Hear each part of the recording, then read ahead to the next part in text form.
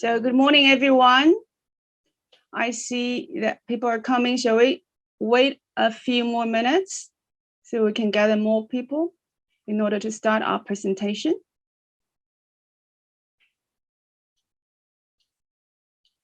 Good morning, everyone. Good evening. In case some participants are from China or still in China, so let's welcome you in behalf of EY Chile and in behalf of an Asia desk.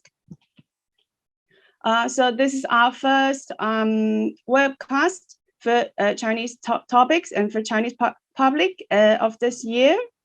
And I'd like to very first of all give our thanks to CCPIT for sharing your network resources with us and for being so supportive for the last 2 months, without which this first session of webcast wouldn't be taking place at this moment. So let me give the brief introduction of this first session of a webcast for Chinese investors. So this first session will take about 1 hour and divided in 2 parts or 3 parts. The first one is the brief introduction. The second one will be the presentation of 3 speakers of our EY Chile team. And then we will end up with the Q&A session. So please, every one of you, will welcome you to leave your questions in the Q&A session, if any. So we will be very happy to answer them at the end of the session, all right? And so let me give a very brief introduction of this topic that we're going to abort today. This is under the new panorama of Chile, under the new tax reform, as well as the rewriting of the constitution of the country. So the country sees itself in big transformation process. That's why we gathered here today to discuss about this top or hot topics, and then to give some kind of guidance for our Chinese investors under this new panorama of the new Chile, which is called Consideration of Chinese Investors under a New Chile. And then we will start our presentation with Jenny Stein. She's the leader partner of Asia Desk, and also with over or almost 2 decades or 20 years of working experience in both EY Peru and EY Chile. So she will talk about, in general, the service lines, what kind of services we provide as advisor and as EY Chile, especially as Asia Desk, what makes us different from other EY offices in LATAM region. And so the mic is yours, Jenny Stein. Please go ahead. Thank you. Good morning, everyone. As Ruth mentioned, I'm Janice Stein, lead partner of the Chilean Asian Desk. Our specialist team and I are very grateful to have you all here today with us in this webcast. We as EY Chile are certain that doing business in Chile or within the region could be challenging. Cultural differences, administrative load, among others. But it makes a great difference whenever one finds a true partner to take such an endeavor. It is well known that Chinese companies, public or private, are increasing its interest in the region, and Chile is no exception. And given such a context, a few years ago, we set ourselves the goal of forming a specialized team to serve our Asian clients according to their needs, especially the Chinese. We understood then that there are multiple differences between East and Latin America, and that to assist you in your endeavors, it is essential to be able to build adequate bridges that must or may allow flexibility, fluidity, and of course, trust. Our Chinese team members allow us to build those bridges, identifying properly any need or concern to be able to respond with the highest speed and quality in the market. This specialization also seeks to be agile around receiving and internalizing all feedbacks that we receive.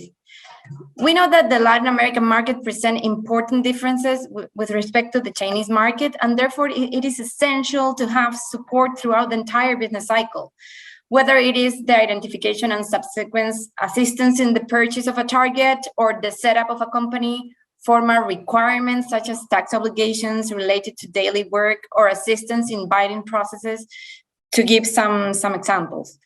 In this sense, we are seeking to be adding value at all times, and we know that part of said contribution is also to share key information on the current business scenario and relevant tax issues, which is why now I pass to introduce Nicolas Brancoli, partner of our International Tax Consulting Division, and of course, member of our Asian desk. Nico?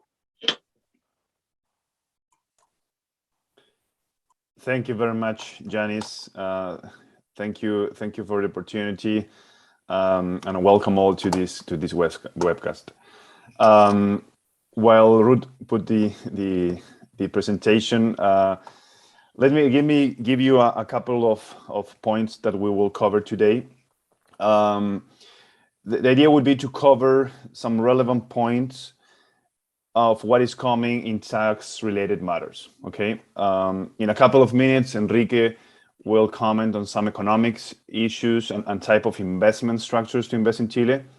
But I will focus now on some of the matters that the outgoing government established as tax measures before the end of its period, and also certain tax reforms guidelines, I would say, that the new government intends to promote to finance the multiple social demands, as you may already know. In 2020, a long-standing discussion was structured in a report issued by the OECD and the International Monetary Fund regarding existing exemptions in Chile and the tax expenditure associated to that those exemptions. And based on that, a commission of 16 economists was set basically to analyze the report and establish a roadmap to adopt tax measures that could basically seek to eliminate all these exemptions that were not duly justified. Okay, so the result of this work is that at the end of the period of this outgoing government, a tax reform bill was submitted to fund pensions funds of pensions, basically for people with lower income. From the 25 exemptions reviewed by the Commission, only 10 were included within the project. Ruth, maybe you can go to the next slide, please. And the outcome of this was basically this reform that was ultimately approved with the following main topics. Ruth, maybe you can go ahead and put all the bullet, please. Thanks. So the first one is traded shares. Currently, capital gains on the sale of substantially traded stocks are considered non-taxable income to the extent certain requirements are met, but basically is considered non-taxable. And this reform basically eliminates this exemption with some very specific exceptions, for example, regarding institutional investors.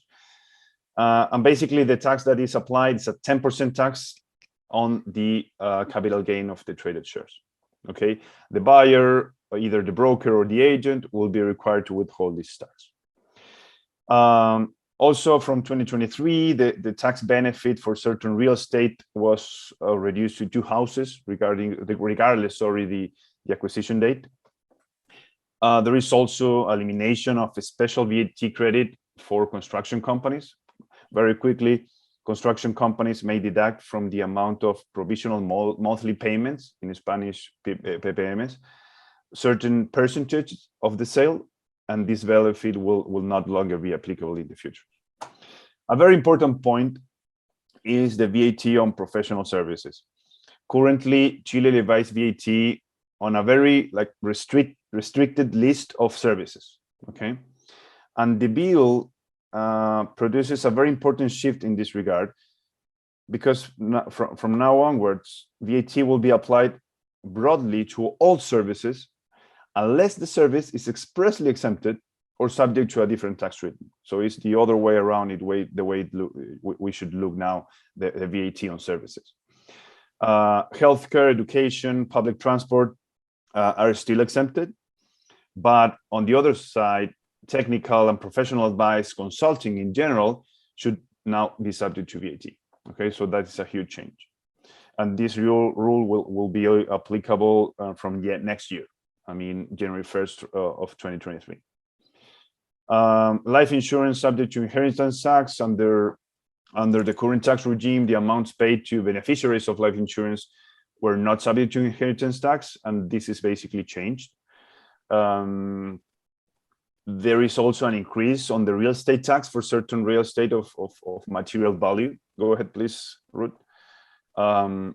Also, currently, taxpayers that acquire new fixed assets are entitled to apply for a credit against the withholding tax, the corporate income tax. And from January 1st, 2023, such benefits will be eliminated for large companies. Also, there is a luxury tax for yachts, helicopters, aircrafts. There is also a financial leasing tax treatment change.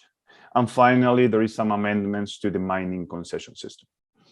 So this is a very, very quick overview of the changes that are already published as law and that were introduced by the outgoing government. But as always, in this part of the world, we love tax reforms, and we have this compulsive need of having a never-ending story of our dear beloved tax reform. So the new government comes with brand new ideas. And next slide, please, Ruth. I will try to explain now what we expect in this sense. Note that this is only based on the campaign proposal and in certain guidelines that the new administration has given. But we do not have the draft bill yet, and this should be expected by, I would say, mid-year. Also, an important fact is that this tax reform will probably come in two phases. The first one aimed at approving measures that achieve a quick and effective collection, and probably we will focus the first stage on the measures that have a more solid or rated level of agreement in Congress, postponing or for a second phase, a deeper discussion of a more comprehensive tax reform and amend or change the system as we know it. And taking this last point, one of the substantial changes that will probably come in a second stage will be the disintegration of the tax system. And let me explain a bit what this means. As we can see in the table aside, currently the corporate income tax is a credit against the withholding tax paid by the shareholders. That is a basic principle of our system. The credit can currently be partial or total, depending on whether there is a tax treaty in force with the shareholder or not. For example, with China, we do have a tax treaty, but with Hong Kong, we don't. So a Chinese holding company is a much better option compared to a holding company incorporated in Hong Kong. That's the rationale behind the integration. What the tax reform would seek would probably be to disintegrate the system in the sense that the corporate tax would not be any longer be a credit against the withholding tax. This would imply probably revisiting the withholding tax rate, analyzing the application of tax treaty rates to dividends, a situation that currently does not happen given the wording of our agreements. Another measure that could be part of the tax reform would be to increase the progressive rates of personal taxes for the highest income brackets. It is said also that despite of all these changes, small, medium-sized companies or enterprises would keep the system as it is and discourage benefits. So the truth is that every day we keep more and more incentives to not to grow, but it's just the way it is. And a very important fact and a very common question here as well is the following. An important definition of the new government, at least is what they have said, is that the corporate tax should not be increased.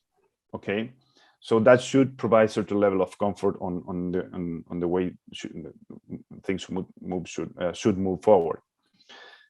On the aspects also that have been discussed is the possibility of taxing in some way the profits that are pending of taxation due to the fact that taxation with final taxes is deferred based on our integrated system.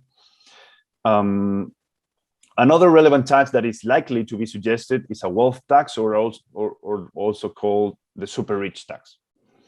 The truth is that the foreign evidence, experience, and technical evidence shows that this is a bad tax policy, but it is difficult to think that it would not be incorporated in the tax reform of this new government and administration. Another point that can be included is the limitation of the use of tax losses. In many countries, this sort of limitation exists. We currently have an unlimited carry forward of tax losses, but probably limits on time or percentage would come or be considered in this new tax reform. Next slide, please, Ruth.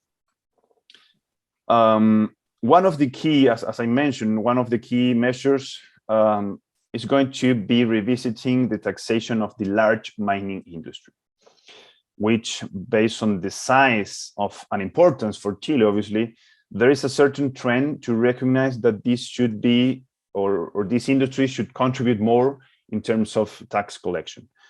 For this reason, the specific tax on mining activity, also called mining royalty, would probably be increased. Okay.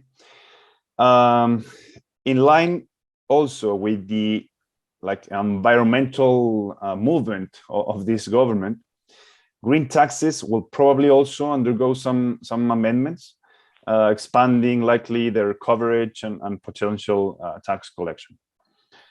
On the other hand, with a view of restarting this discussion of the exemptions, as I mentioned that it began some time ago, a series of measures will be proposed that basically seek to limit the exemptions that were not covered by the last tax reform. As I already mentioned, only 10 of the suggested amendments to the exemption were covered by the last tax reform, and this should change now with the incoming government.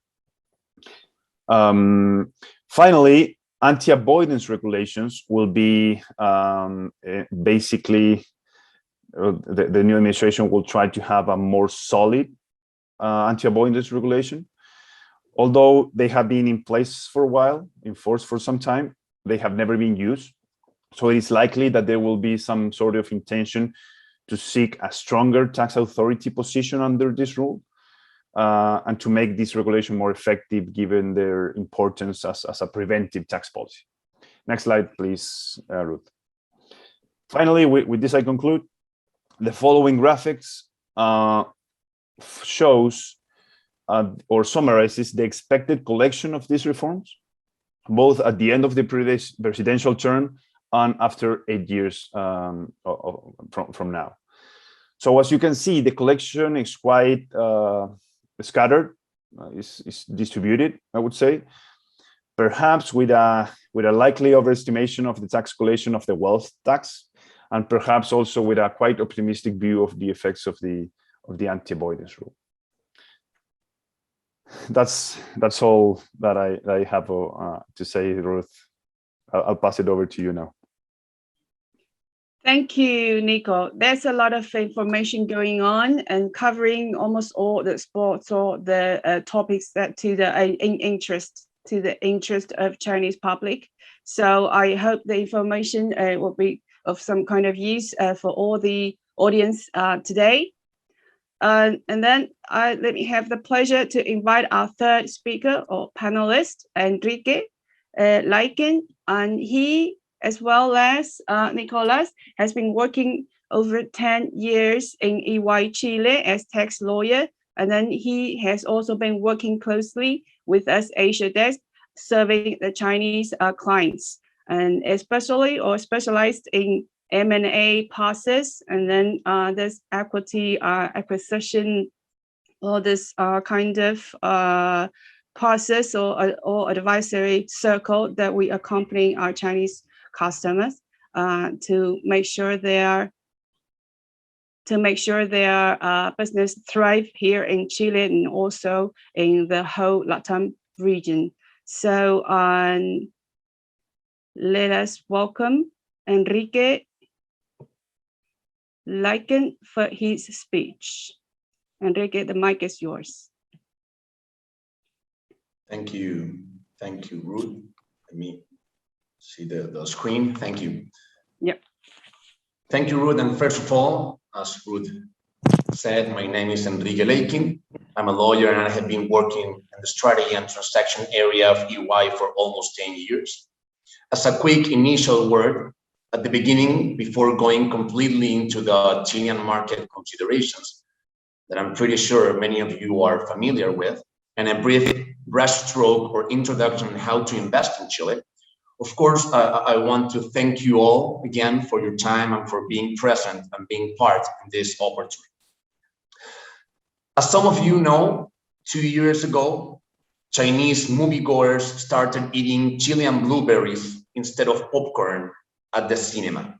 The treat, called Blue Pop, and served in small red and white striped boxes, that was the brainchild of the Chilean Blueberry Committee, which hoped to make the South American grown fruit a must-eat in the world's most populous country.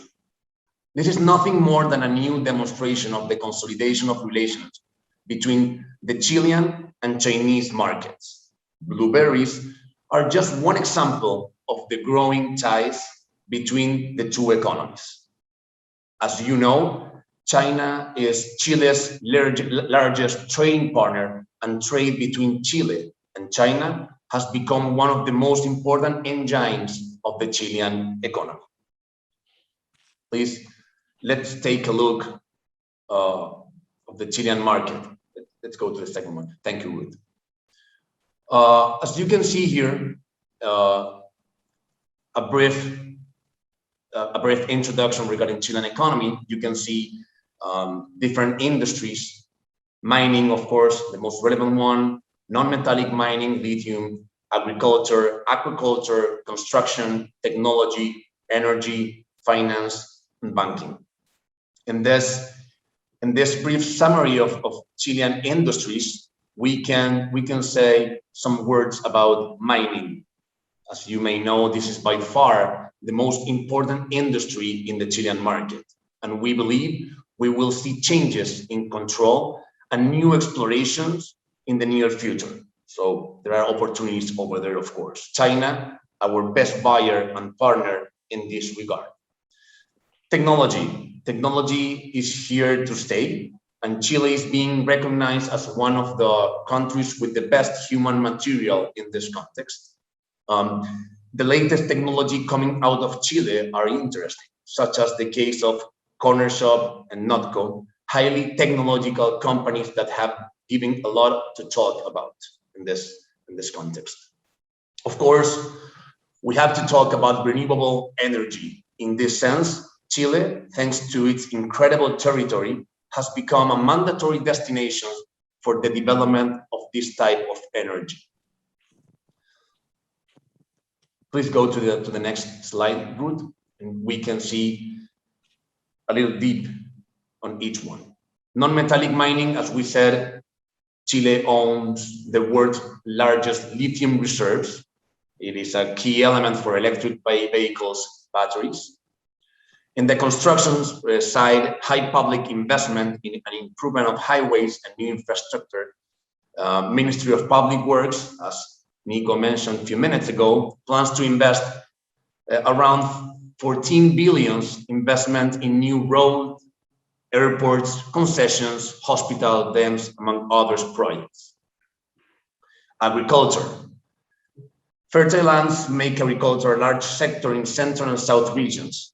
As we said during the introduction, cherries and blueberries have found in China its largest partner with exports of more than 2 billion during the last year. Aquaculture, and this is an interesting opportunity. Aquaculture, world's largest producer of salmon and trout. Chile is the largest producer of salmon and trout, of course. Southern seas are perfect conditions of their harvest.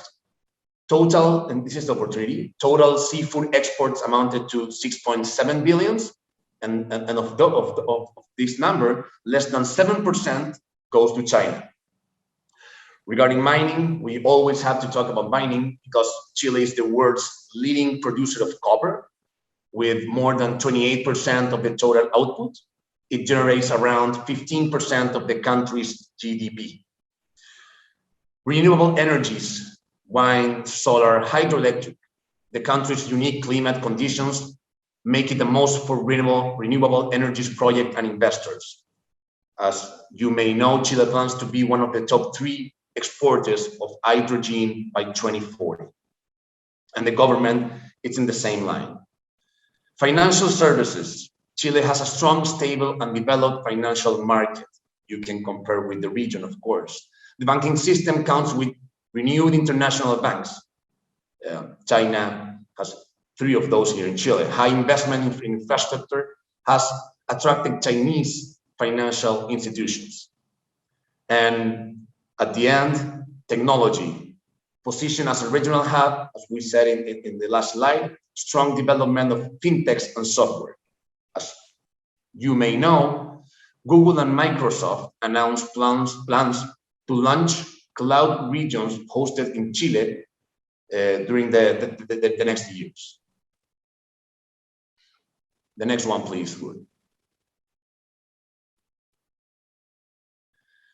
What we can see here regarding export activities, okay, you can see, first of all, you can see that mining products, fruits, forestry, some of the main Chilean industry goes directly, or the most relevant country who receive those products is China. As you can see in the slide, exports from China have grown by 7.5% during 2021, just during the last year. This shows how Chile is increasingly becoming a constant partner of China in relation to both raw materials and the food industry, considering seafood and fruits. Regarding, as you can see in the right part of the slide, regarding Chile's exports to the world, China, again, is by far the most important country for Chile in terms of exports. Next one, please, Ruth. We can go to the imports now. So regarding import activity, some specific products that come from China are machinery and equipment for mining or other activities, technology, clothing, vehicles, and others. What we can see here, that imports from China have grown by 8.7% during the last year. Again, this shows us how reciprocity works with respect to trade balance, as well as exports. With respect to imports, China is the most important country and trading partner for Chile. Let's go to the next one, please, Ruth.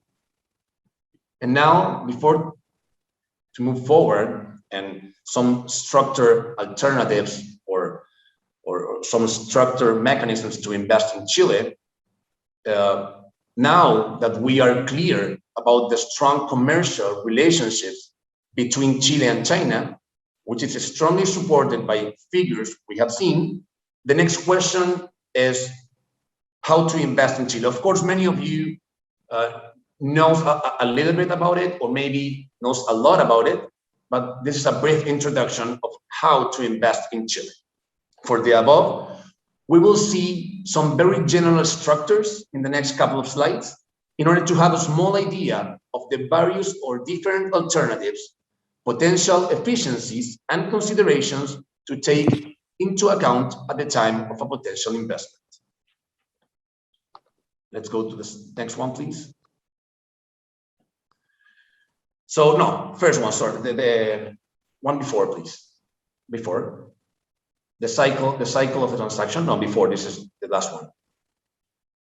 This one? No, Previous this one? is Sorry. number 7, please. Okay, sorry. Perfect. Previous. So how to invest in Chile? We can see here a summarized cycle of a proposed buying process. As you can see, an M&A process involves several stages and different work streams, from financial advisors, industry specialists, accounting specialists, strategic, HR, and lawyers during the process.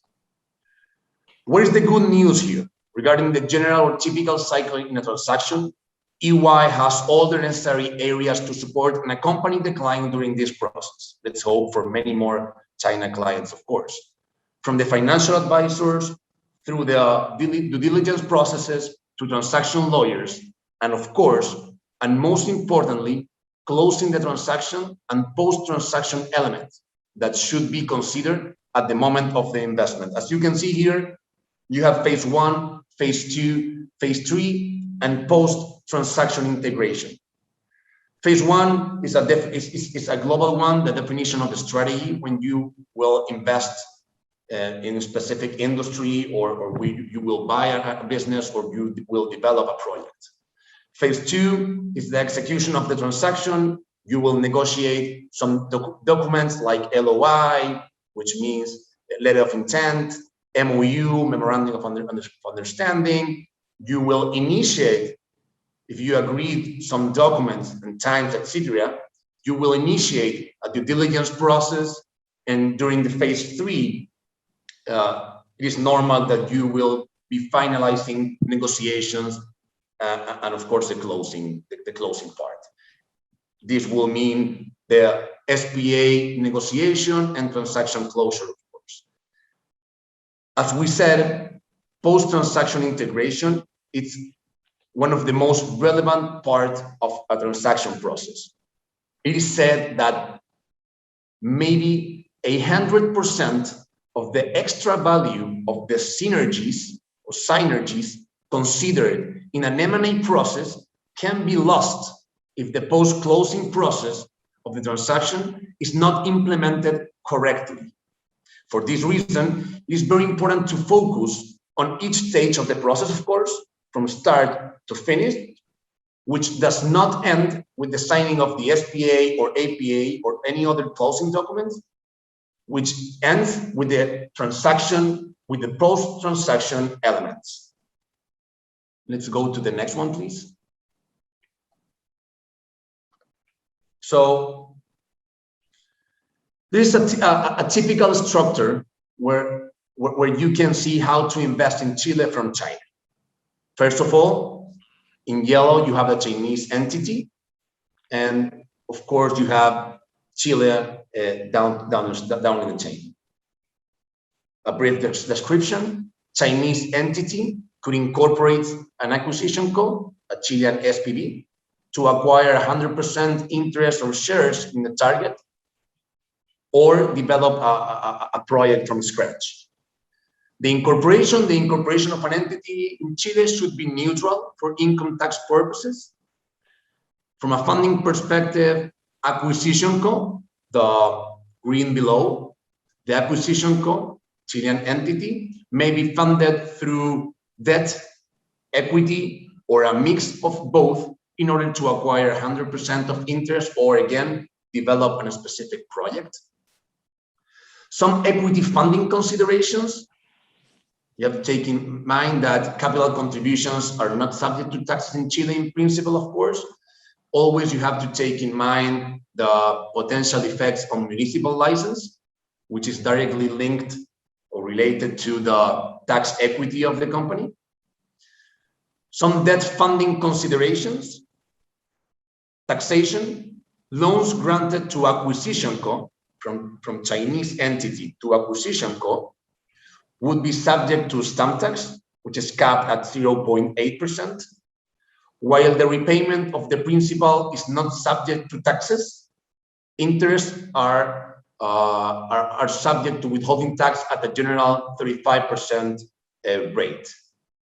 It is important to mention that Chinese entity, as Nicolas mentioned, due to the double tax treaty in force, could benefit from a reduced withholding tax rate, provided that it is a Chinese resident for a tax treaty purposes.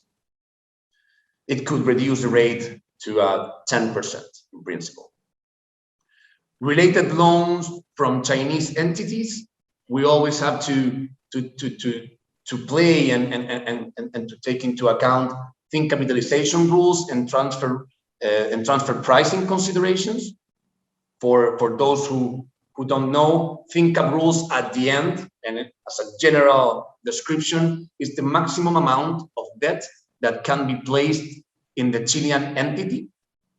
So the ratio is 3 to 1 debt to equity ratio.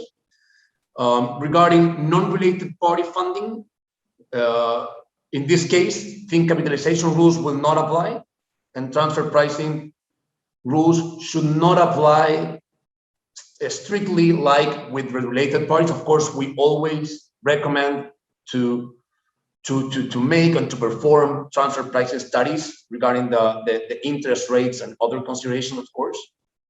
Chilean bank loan, interest paid to local banks, as you can see here in blue, are not subject to withholding tax. And foreign bank loans, as you can see in a kind of brown, yellow, orange, interest payment may qualify for a reduced 4% withholding tax rate when granted by qualified creditor as banks or financial institutions. Next one, please, Ruth. So how you have to play with these figures and boxes during the holding period. It is important to understand how you will repatriate cash, of course. So regarding or linked to equity, dividend distributions. The first one, of course, local dividend distributions from the purple one to the green one, box at the left. Dividend distributions between Chilean companies are not subject to taxes.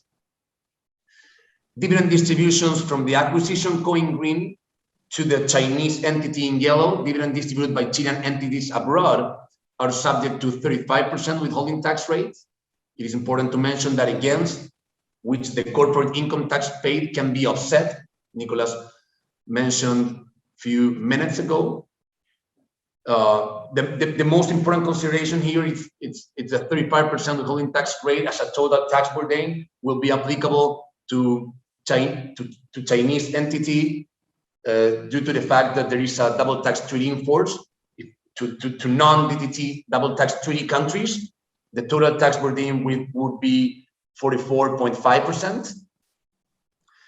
Capital redemptions, this is important to understand. Capital redemptions preliminary are tax-free in principle again, when neither tax profits nor financial profits are registered at the level of the Chilean entity, that will decrease capital.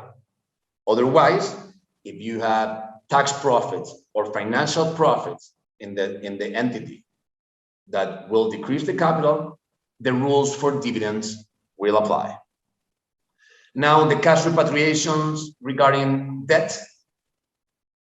So interest payment and loan repayment, as we said, not yet, Ruth, please. Sorry. Yeah, we're on the same page. No, we are not. Sorry. Two slides before, please. Regarding loan repatriation, number 9, please. Number 9. Sorry. Yeah. Thank you. Interest payments and loan repayment, as we said, principal repayment of the loan are tax-free, and interest payments are subject to some specific considerations. Local financing, no taxes are triggered upon either principal or interest repayment to local banks. That's important. No withholding tax is applicable. And the most important part for the Chilean entity, the payer, interests are generally allowed as a deductible tax expense. On the contrary, foreign financing, as we said, according to the Chilean income tax law, interest payments may qualify for a reduced 4% withholding tax when granted by qualified creditors, or if the funding comes from a Chinese entity, double tax treaty benefits could be applicable. As we said, instead of 35% withholding tax rate as a general rule, we could apply 10% over the interest payments. Next one, please, Ruth. So other cash repatriation mechanisms. First of all, upstream loans. It should be kept in mind that even though it is possible to perform a loan between the acquisition co and Chilean entity, it is necessary to comply with the strict requirements and considerations when implementing them. So a double check on those upstream loans should be considered if it is intended to be implemented. Regarding service fees, the income tax law, Chilean local rules apply tax rates from 15% to 35%, and as a general rule, 35% of withholding tax is the general rule for payment of services. Important, DTT countries, double tax treaty countries, as China, could apply 0% withholding tax rate. Some requirements are met, of course, provided the services qualify as business profits. And the last one, okay, regarding royalties, maybe you can have a better idea of royalties. And the last one, please, Ruth. Yes, we're on the last one. Can you see it? Perfect. And the last part, exit strategy considerations, exit strategy scenarios. Just a brief introduction regarding some exit strategy alternatives at different levels where I want to perform the exit strategy. The first one, at the top level, circle number 1, sale of Chinese related entity by shareholder. China, sale China.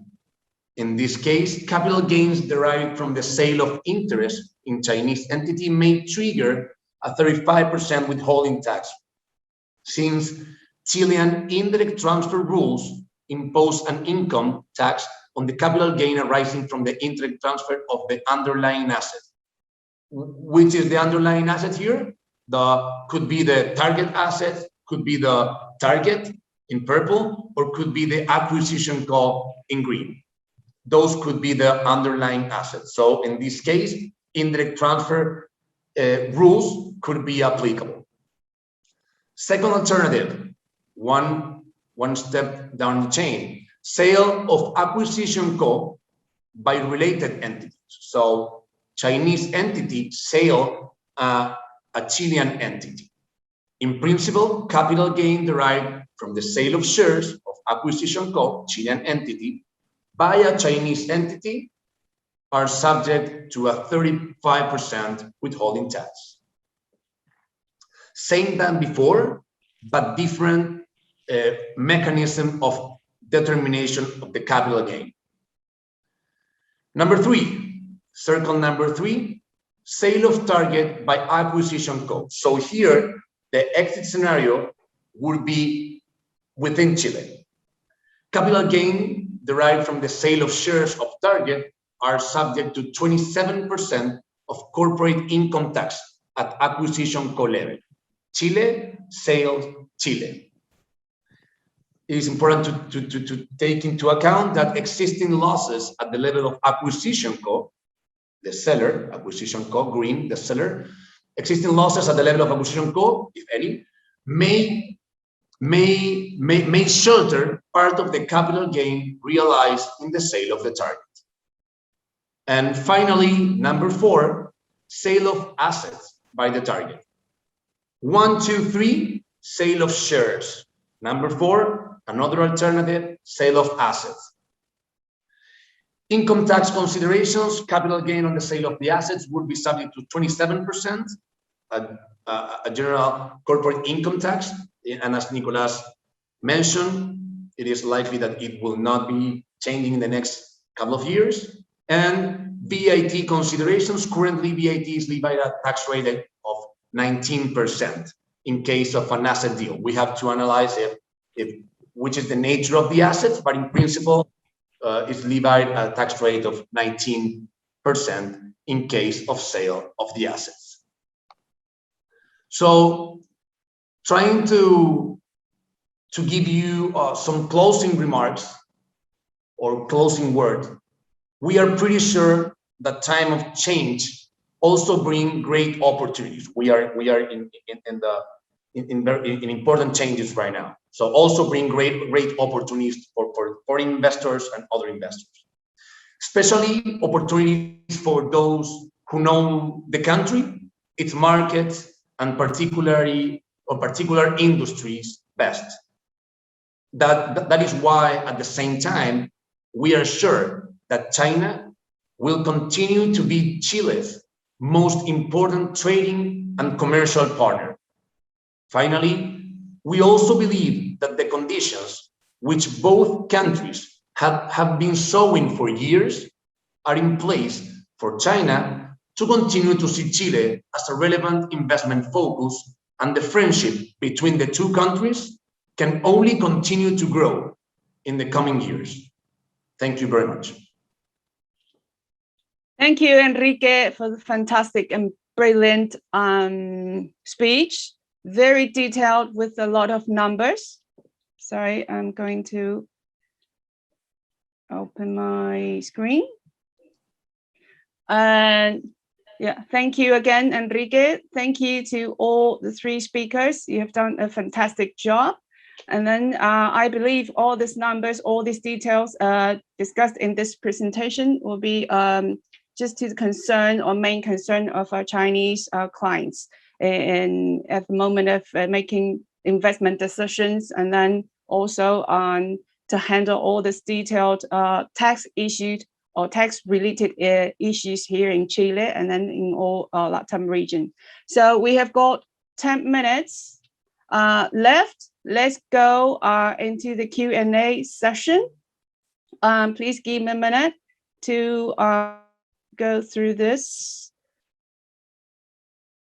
Okay, we've got one question from Javiera Garcia.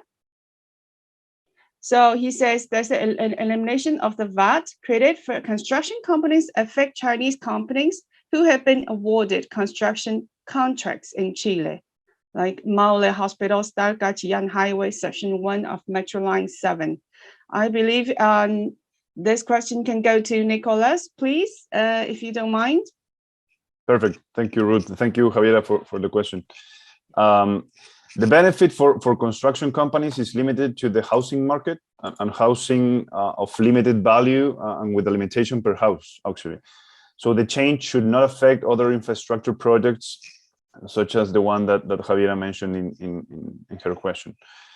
Even for housing market, there is a progressive elimination of the benefit. So from 2025 and onwards, this benefit will completely be like eliminated, right?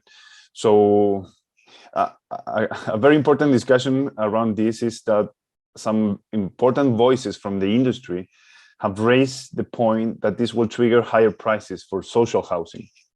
So probably the new government should address this either through subsidies or other benefits or incentives. So we should see and wait what are the next steps of the government in this regard.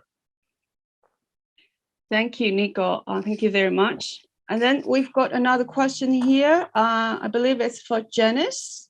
It said, what do you think will all the challenges, what kind of challenges will be for advisors like us, EY Chile, for Chinese investors? Because they're coming to the country in massive way in recent 2 years. Yeah, I mean, I believe that's a great question. As mentioned before, there are multiple differences that require certain set of skills that an advisor must gather or have to be able to assist properly a Chinese company. I mean, there's the language, culture, business model, among others. But on top of that, we know that Chinese see our region as a whole. Therefore, I think it is very important the coordination that we as advisors must have throughout the region. And most of you, of course, must be aware that every country in Latin America are different in culture, in formal requirements, in way of doing business. Who are the key stakeholders, the key players, among other things. And that knowledge, of course, it relies on the advisor from the specific country. But we believe that being coordinated and being able to establish one point of contact for any requirement that a Chinese company or group might have, the right way on becoming a true strategic advisor is to really be coordinated in such a way. Right. Thank you, Janice. Okay, we have got another question. I believe it's for Enrique. Okay, it says, how do you think that the tax reform will affect the Chinese investors or foreign investors in general? Perfect. Thank you, Ruth. It's a very good question. As Nico mentioned regarding the tax reform in general could affect on particular matters such as mining, personal taxes, and other changes mentioned by Nico. But in this specific case, the focus of the tax reform is not on foreign investors so far. It may change, of course, but so far it's not focused on foreign investors, but on local high net worth individuals, VAT, and mining, of course. Those are the topics that has been under discussion for some months now. So we are pretty sure that so far we don't have any specific changes to foreign investors. Okay, thank you. Thank you very much. I think the time is running out. I think we're allowed to answer the last question. It says, do you think the new government has the capacity to approve these tax reforms? Can we deliver this question to Nico, please, if you don't mind? Sure. Thank you, Ruth. Yeah, the truth is that it's not a very easy question. It's not easy to predict that. Currently, the Senate is totally balanced in terms of political forces, so it is difficult as of today, as things are as of today. Basically, it's difficult that for very extreme measures to generate the necessary quorums, right? So in any case, this analysis or this perspective should be also be combined or analyzed with what is happening with the constitutional debate, constitutional discussion. Since one of the possibilities is to eliminate the Senate, which would logically like reposition all the political forces. So the truth is that it is difficult for extreme measures to pass as of today, as the Senate is, as I mentioned, balanced. But if the constitutional discussion goes on, I would say that that is the only way that more radical reforms may have some room or place to get approval. Okay, thank you. So I think we're running out of time. It's just almost 1 hour. I think we have, thank you again for all the three speakers. Thank you for your time, and also thank you for our Chinese audience, and then as well as the local ones for your time.